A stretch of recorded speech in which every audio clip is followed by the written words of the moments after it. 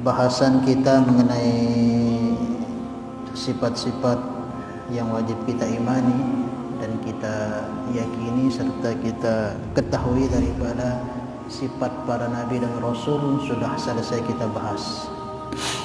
Mungkin selanjutnya nanti kita akan bahas mengenai kelanjutan daripada rukun iman itu, karena ini baru kita bahas kaitan tentang syahadatain.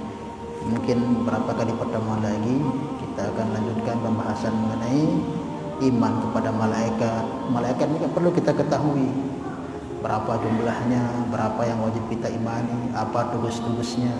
Kemudian nanti kitab itu berapa jumlahnya, yang wajib kita ketahui itu berapa, diberikan kepada siapa, apa isinya itu pun perlu kita ketahui. Kemudian mengenai nabi dan rasul secara umum, kemudian mengenai hari kiamat, kemudian nanti takdir baik dan buruknya. Itu semua kita perlu ketahui, karena itu dikabarkan oleh nabi kita Muhammad Mustafa sallallahu alaihi wasallam. Walaupun keimanan kita dengan Allah mantap, yakin tidak tersyirikan Allah, kemudian intibak kita dengan nabi pun mantap, lagu tidak terpercaya takdir dan narak takdir-takdirnya, atau terpercaya takdir salapu anas baik-baik dari Allah, arak teyakini sak lenge dari Allah. Nah, ini pun akidah kita diterima, karena antuk minu billah bil qadar khairihi wa syarrihi minallah.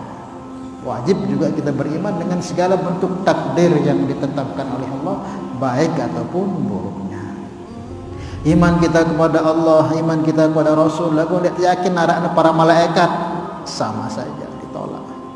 Iman terhadap Allah, iman terhadap Rasulullah, iman termasuk para malaikat, tidak terpercaya akan hari kiamat. Nah, di narak dongeng doang kiamat, sama saja ditolak. Maka perlu kita ketahui kelanjutan daripada rukun iman tersebut. Insyaallah ya.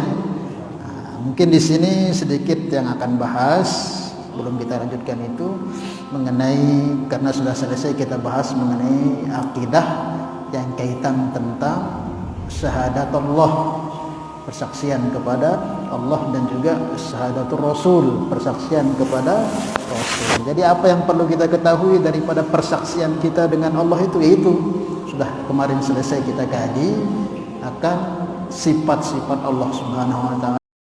Kemudian juga persaksian kepada Rasul, yaitu kita kenal Rasul beserta sifat-sifatnya. Alhamdulillah, sedikit banyak sudah sama-sama kita kaji. Mudah-mudahan kita dikasih paham oleh Allah Subhanahu wa taala. Nah, ini intinya. Karena semua bentuk amaliyah ubudiyah yang kita buat, jika tidak diawali dengan syahadatain ini, tidak akan ada nilainya. Sebanyak mana kita sedekah atau berbuat kebaikan, tapi enggak pernah kita ucapkan syahadat ini, maka tidak dianggap ibadah. Kita zakat, mungkin kita bantu orang, enggak akan dianggap ibadah. Karena persyaratan seorang itu akan dikatakan beribadah, beriman, muslim, mukmin, mesti harus bersyahadat. Tidak cukup syahadat kepada Allah, harus dibarengi syahadat kepada Rasulullah. Asyhadu an la ilaha illallah wa asyhadu anna Muhammadar Rasulullah. Baru seseorang itu dikatakan mukmin muslim. Baru nanti segala kebaikan yang dibuat dianggap ibadah oleh Allah Subhanahu wa taala, akan diganjar pahala dan akan dijanjikan surga. Tetapi kalau belum bersyahadat, sebanyak apapun, seperti orang-orang kafir ini, mungkin ada orang kafir yang baik, yang suka bantu orang, itu diibaratkan dalam Al-Quran, amalan mereka itu seperti debu yang ditaruh di atas batu kemudian terbangkan angin, jadi hilang langsung, nggak ada ganjarannya, karena belum ada persyahadatan, persaksian kepada Allah dan Rasulnya. Maka alhamdulillah sudah kita kaji. Nah, ini persaksian zohir namanya.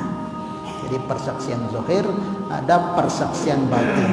Kalau persaksian zohir tadi itu ya sudah, Kita bersaksi bahwa tiada yang berhak disembah kecuali Allah, dan yang mulia baginda Mustafa Muhammad SAW adalah utusan Allah. Ini syahadat zahir. Ada juga kata para ulama syahadat batin. Syahadat zahir itu yang dilafatkan oleh lisan kita ini. Kita ucapkan asyhadu an la ilaha illallah, aku bersaksi bahwa sesungguhnya tiada sesembahan yang hak disembah kecuali Allah, wa anna Muhammadan Rasulullah, dan sesungguhnya Nabi Muhammad adalah utusan Allah. Dengan lisan kita.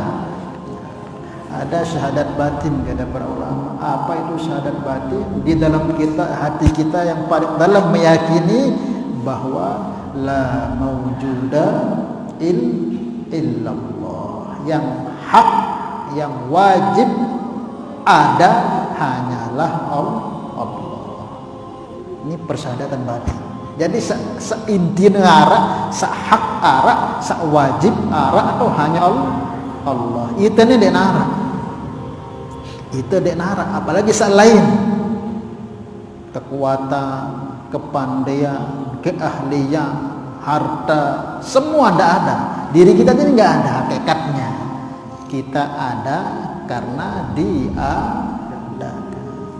Sewajib wujudnya saya Allah. Lamun itu ni den arak sebenarnya. Itu arak karena itu arakan. Arak sak pinter karena itu pinteran.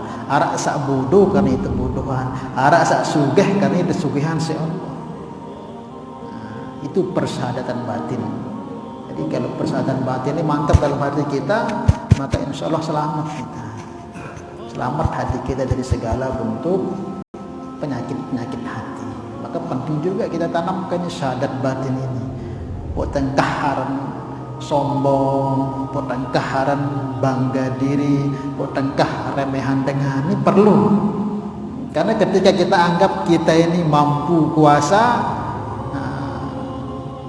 punya sesuatu, punya kelebihan, maka disitulah kita akan sombong dan remehkan orang.